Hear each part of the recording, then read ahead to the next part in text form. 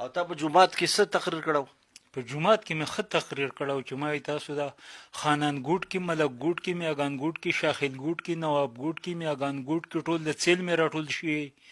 زبرګه د جمعې شریف ورځ ده، لوی واړه ټول د خدای دی کور ته را رسېدلي. او ما زما ماته څورانه صحیح کوي، زما څه نقصان ماته صحیح کوي. ما دې دا 10 سپارې قرآن وی ما په دې جومات کې حلالوي. په ما باندې ولې دا توپان جوړله؟ وچ پوچه روغ په موټه دا بازار ګرمي په ما باندې جوړه ده. څوک په ګټې لنه کوي، څوک په لوټې لنه کوي، څوک په ټیپرې لنه کوي. خو چې د چا څه شی په لاس ورغی نو شړق رانه تمبې او بیا رانه کونه راکاږي، کونه رانه پناه کوي.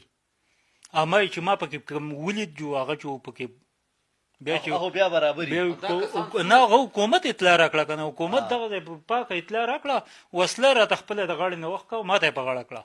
چای راباندې موسکو د زرتي احمد په هوټل کې 3 تنه دي، یو سیچو د 2 پولیس دي. او دا برتي کړه، دا پیپسیکو له ګاډه سره برتي کړه. په دې کې بیا د ځان سره اوچت کړم د باغ ډیرې پورې راباندې چکر